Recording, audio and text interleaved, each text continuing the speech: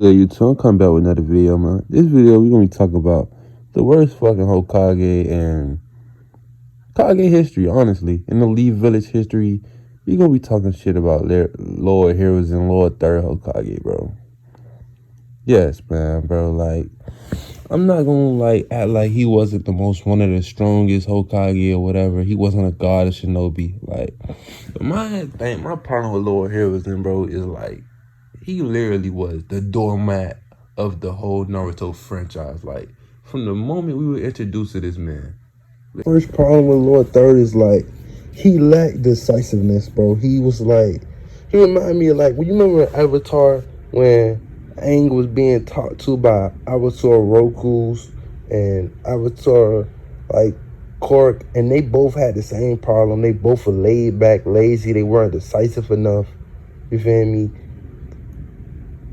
Our Avatar Roku, he let his best friend Sozin backdoor him, kill everything. Just pretty much back because he wasn't proactive. He was too kind. He let Sozin get off. That's what this man Hiruzen did for Danzo the entire Naruto series.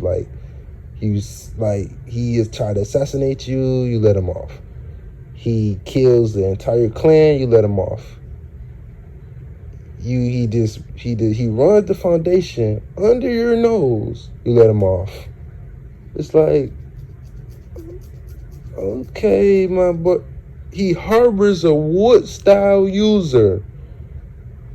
Something that you could have used to stop the Nine Tails. And it's like, he wasn't selfless enough. Lord Hiruzen wasn't selfless at all. He got the Hokage spot because his master gave his life to protect him and his team. But yet, you see Minato about to seal himself in the realm of the demon's belly, the gut of the Hishigami, whatever they call him.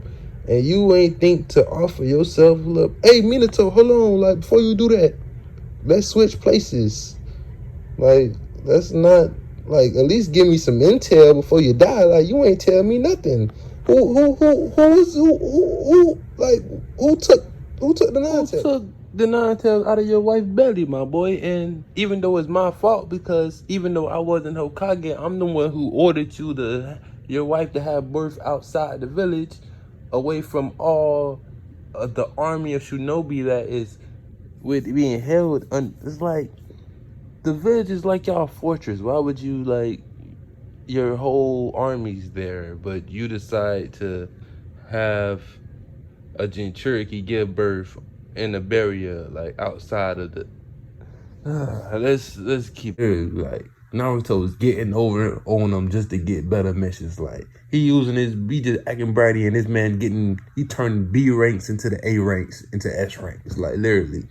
The first episode, he pretty much could have sent Naruto and the whole Team 7 into their deaths. Because he just, who knows? But let me get into my first of many problems with Lord Third. Let's talk about the era he was raised in. He came up in the first Shinobi World War. And let's talk about the first Shinobi World War, kind of. It was pretty much one of the bloodiest wars, pretty much recognized. They pretty much wrote it based off the First World War in the real world, bro. People, the villages got too big. They started taking shit from each other, and basically, they got into it. And let's talk about the scene when we first seen Hiruzen, as a kid. When him, Danzo, and Kagumi and that team Tobirama was being surrounded by the team Kinkaku and 20 other fucking elite ninja. The first thing we see about him is that he's a selfless, he's strong, he confident, but it's bro, I'm Danzo, the moment he did that during the war, the moment we got back to the village, me and him we gotta square up, literally, bro, you just did all that, bro, because I want to sacrifice myself to help you. Come on, dude. And then, the thing about it, Tobirama, didn't give him a choice. It's bro, you was finna become Hokage, bro. I'm finna sacrifice myself for you and the village to move on. Y'all have a prosperous life. I'm finna sacrifice myself, I'm finna give my, like, just like my brother did. But then, when you come up as a Hokage, you want Jiraiya to become the Hokage, but you won't force him. That's the thing, like, that's my doormat thing, like, it was said, like, okay, at first he wanted Orochimaru, but once he realized that Orochimaru was evil as hell, he was a prodigy, but he was dark, he didn't accept the will of fire. It was like, okay, I know, I can't have you as Hokage. But then once he realized his next best option was Jiraiya, he didn't really like force the issue. That's my thing with him. Like, bro, like, put your fucking foot down, Lord Third. Like, bro, you are a Hokage. People have to listen to what you say. Like literally, bro. Like, he literally like used to let people do what the fuck. Like, if you got any rank in the Hidden Leaf Village, you could do what the fuck you want. Basically, like, remember that, like, remember when he, like, let's talk about the time when he was talking about, he was talking to Minato about sending kids out to war in the Third Great Shinobi War. This motherfucker, like, you already did this. Like, don't act like this the first time you sent children to war, dude. Like, the first, like, Tsunade brother died in, like, the second war. The man been sending children to their death. So, like, why would you give that whole spiel of Minato, like, oh, yeah, we're going to have to send the young ones to war now. Yeah, so you're going to have to get your shit together, Minato. You're going to have to learn how to protect. We're going to send you with the kids since you the best shinobi we got. You know, we're going to send you out there with the kids. But that's not really my problem. Like, bro, you have to put your foot down. Danzo tried to assassinate you. He's the problem with the whole Naruto. I don't want to just become this a rant video. Let's just speak some more facts, bro. Okay. You ain't you was letting all the Sanin, like, just leave the village and go on their own missions, like, doing second Shinobi War. Like, Team Heroes was fighting the Salamander, and why didn't you make Jiraiya come home? And why does Danzo get to be in the Hidden Rain village, just escapading, fucking over other villages, just doing his own thing? How does Orochimaru get the time to go to the Hidden Cloud and take DNA from the fucking Eight Tails? Like, what are you doing, dude? Like, and that's the thing, bro. You used to let so many of your pride shinobi leave the village. That's probably why your village was so weak. Like, that's the reason why it was so much death. Like, another example, like, let's talk about Ren. Yes, Ren. I bet y'all wonder, what does Ren have to do with this lower third Hokage, the worst Hokage video? My thing is, she was a medical ninja, right? But who did she learn medical ninja from? Like, a fucking school? I know it wasn't Tsunade, because the bitch probably was out fucking gambling somewhere in the outskirts of the fucking village. Like, if you would made her stay, like, she could teach all the medical ninjas how to really, like, defend themselves. Like, Brenda was pretty much a walking med kit liability. Like, she was pretty much a human life up for the taking. She was a suicide bomber. Like, the bitch was fucking up everything. She couldn't defend herself. Every time she go out and misses, she's getting kidnapped. Why are you not having Tsunade go back to the village to train these bitches? Why you not, like, train these people? Like, they medical ninjas, but they shouldn't be liabilities. They just out there getting kidnapped. They getting motherfucking tail beasts implanted in them and having them sit back to the village, and they gotta sacrifice themselves. Yeah, like, you have to sacrifice themselves. Like, I truly believe out of all the Hokage's reign, no children died more. Children died the most during Lord Thor's reign. Not only because he reigned for like fucking 40 years. He was like, I forgot our president. He was like the FDR of the Hidden Leaf. This motherfucker had his approval rating was sky through the roof, but children would end up missing and being experimented on by Orochimaru, and you ain't noticed. Kakashi, one of your prize ninja, he's too stuffy about the rules because you let his father be ridiculed by the rest of his other shinobi because he decided to save friends. What is the will of fire? I thought it was to protect your fellow man and protect the village, but you just let all this stuff go under your nose and you just don't care. It's like, and I honestly believe Lord Third was the first Hokage out. All Kage from all villages to start that. I'm not leaving the village for nothing rule. Like, who, I don't care what mission it is. I'm staying in the village. I'm not a hair on my head will be harmed.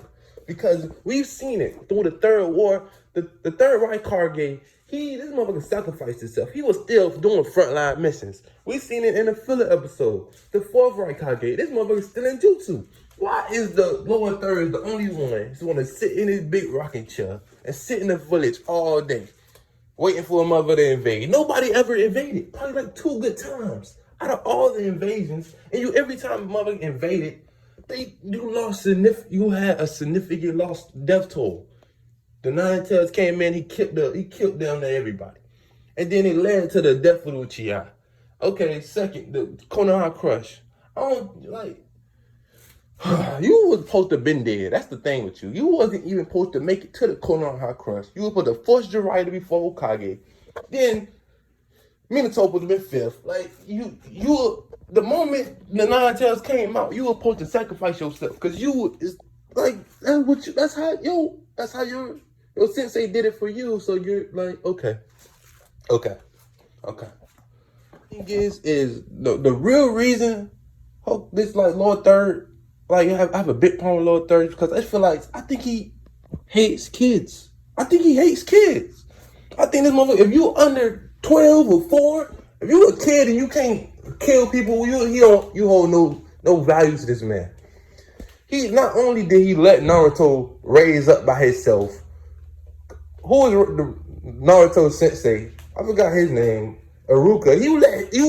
You have a hand leaf orphanage outside the village, ran by a former honorable member and other kids. You have an orphanage out on the outskirts of the village, but you wouldn't think, okay, let me make a orphanage inside the village where all my shinobi's children could be together and learn camaraderie and learn to love each other. Instead of soon as they open their eyes, they able to walk. Oh, here's your apartment key. Here's your allowance. I'll see you next year. Like, bro, like literally, like, how is you gonna give a kid an apartment number? Like an apartment number? Like when did Naruto start living on his own? At 4, 5? When did this nigga learn how to cook instant ramen? Did you at least give him a tutorial, Lord Third? I bet you ain't give him no tutorial. You could have gave this man a chef. Like, y'all could have grouped all these people together. So many shinobi died under your watch. You could at least make sure their children's good.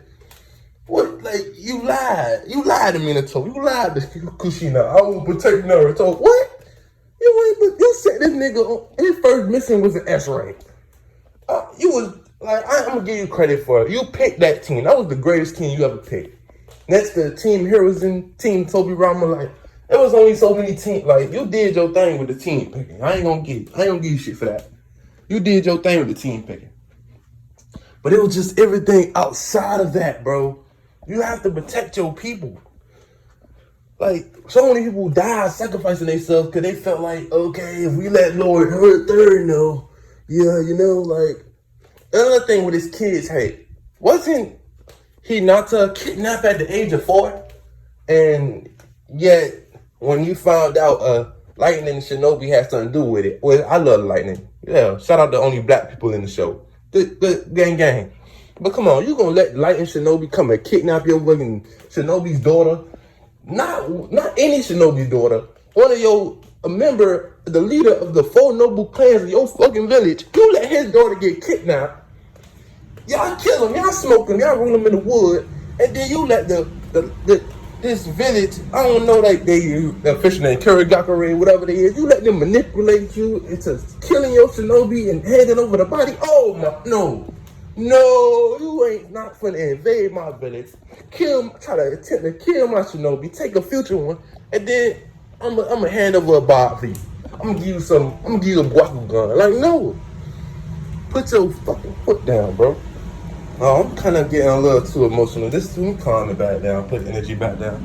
But true, like, for real, like, you guys know it too. Like, this man was The man down there was like, he was Danzo at this point. They both had, it was two shadow Hokages in the leaf. Cause this motherfucker ain't protect nobody. He protected Tsunade. That's the only thing he like. You let all your most hidden you let your prized possessions leave the village left and right, left and right. When did Tsunade leave and not come back? Let's go on. Let's move close to the end of the video, man. This is like my last 3 fucking points. All right, bro. I get it. Donzo your best friend. He your nigga, dog. He your brother. That's my brother. And you ain't want to leave me. Like, I get it. You and him grew up together. I know each other since we high. But you cannot just turn a blind eye to everything he does. This man been plotting, bro. How you let him even attempt to overthrow you? And like the man attempted to overthrow you back when the old Uchiha was still around. The old ones who was trying to revolt. And you just like, okay, cool. You ain't gonna question the bandages under his eyes. Okay, what is that? No, Danzo. When did you lost an eye? What is that? Why you got bandages under your arm? What happened in your arm? You're not gonna ask none of that, right? And my thing with Heroes is like, when the Uchiha coup d'etat came around, like when it reared its ugly, like, you know, he knew every problem that the Uchiha had as soon as it happened. Like, soon as it came to him right off the bat, hey, listen, Harrison, we finna mold the Uchiha back of the village again. He like, why? That's gonna cause discontent around the Uchiha. They're part of the village. They protect our village. You know, they're police. Oh, well, Togurama did it, so yeah, we finna do it again. Okay, Danzo, you got it. Okay, Danzo come back to him again after he done did that little fool ass shit. Okay, listen, Harrison, I'm thinking, well, man, we should cut back on the budget of the Hidden Leaf police department. They don't need all that budget. We have the Anbu. We can protect them, the village, by ourselves. We don't really need the Uchiha to have all this money. We're gonna cut their budget by like 40%. Hiruzen says, bro, how would they afford to pay their shinobi and have equipment and stuff to continue the life they've been living? How you gonna take all their resources, my boy? You say, but okay, yeah, you got it, Donald. You got it. You built the village. I'ma just keep smoking kids and just trying to create peace at the cost of my shinobi's lives, you know? That's my thing. My shinobi comes last, the peace of the whole world comes first, you know? That's how I rock. Yeah, that's basically how it is. He will sacrifice his shinobi's lives to protect the world, but he won't sacrifice himself to protect anybody. Literally, like, who did he end up protecting? The Uchiha died. Your student died. Jiraiya died. If you would have been Hokage, you wouldn't have left the village like your weak ass.